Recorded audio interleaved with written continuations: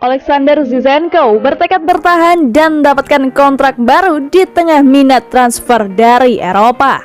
Alexander Zinchenko dilaporkan telah menarik perhatian klub La Liga Real Betis karena pelatih asal Spanyol itu mengincar tawaran potensial Januari untuk bek Manchester City menurut informasi baru. Alexander Zinchenko tetap menjadi salah satu pemain yang paling tidak dihargai di Manchester City oleh para penggemar dan pakar. Sementara pemain internasional Ukraina itu mungkin bukan pemain yang berbakat seperti beberapa rekan setimnya di Etihad. Mantan bek FC Ufa itu tentu saja mempertaruhkan segalanya dan lebih sering melakukan pukulan di atas berat badannya. Namun, spekulasi seputar masa depan tetap tak berujung musim demi musim. Dengan pemain berusia 25 tahun itu telah dikaitkan dengan kepindahan ke klub seperti Newcastle United dan Genoa baru-baru ini. Sesuai laporan baru oleh Sans Martin Blackburn, Real Betis dikatakan kembali ke jalur untuk Alexander Zinchenko mengenai kemungkinan transfer Januari. Tetapi bek kiri Manchester City bertekad untuk tinggal di Stadion Etihad dan mendapatkan kesepakatan baru. Lebih lanjut, diklaim bahwa 9 penampilan pemain internasional Ukraina musim ini sebagai akibat langsung dari performa luar biasa Joao Cancelo telah memperingatkan klub-klub di seluruh Eropa untuk mengincar bek kiri yang rajin. Namun, telah dilaporkan bahwa kecil kemungkinan pasukan Pep Guardiola akan berpisah dengan Zinchenko karena jadwal pertandingan yang diperkirakan akan meningkat karena efek pandemi yang sedang berlangsung pada kalender sepak bola.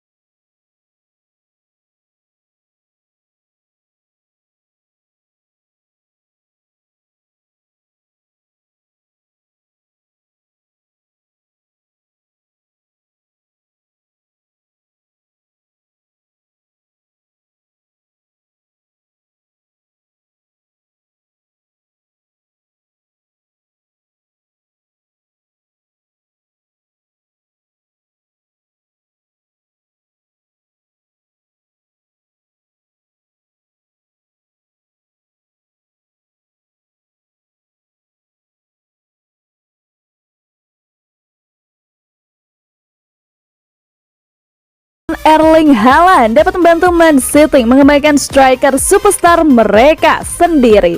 Ada unsur dua kapal yang lewat tentang kegagalan Manchester City untuk mengontrak striker musim panas lalu dan kesengsaraan cedera dari pencetak gol muda Liam Delap. Ketika Sergio Aguero meninggalkan City setelah 10 tahun bekerja tanpa celah, dapat dimengerti bahwa klub tertarik untuk menandatangani penerus elit. Pria itu seharusnya adalah Harry Kane, tetapi yang seperti kita tahu itu tidak terjadi. Setelah mencetak gol pada debut seniornya di City pada September 2020 dan mengumpulkan gol mengejutkan di Liga Premier 2, striker Akademi Delap diharapkan dapat membantu mengisi kekosongan musim ini, terutama mengingat penjualan Ferran Torres pada bulan Desember.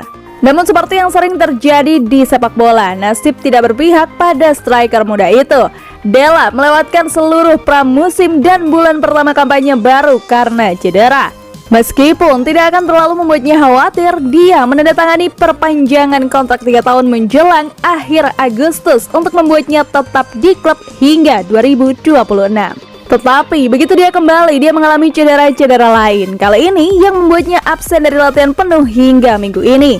Dapat dimengerti jika Delap berpikir bahwa dia melewatkan kesempatan terbaik yang pernah dia miliki untuk menjadi pemain utama City di depan. Sebagai satu-satunya striker hebat dalam skuad Pep Guardiola, bukan tidak mungkin dia bisa mencatat menit bermain yang bagus di musim ini, terutama di babak penyisihan grup Piala Carabao dan Liga Champions. Musim depan, dia kemungkinan besar akan memiliki striker yang sangat mahal untuk bersaing. Jika itu ternyata Erling Haaland, maka dia bisa berjuang untuk waktu permainan. Atau bekerja sama dengan seseorang seperti Haaland, Kane atau Dusan Vlahovic bisa menjadi hal terbaik yang bisa terjadi pada karirnya yang masih embrionik. Seperti yang ditunjukkan oleh kebangkitan Phil Foden dan Cole Palmer, cara terbaik bagi tim utama City di masa depan untuk berkembang adalah dengan bertahan daripada dipinjamkan.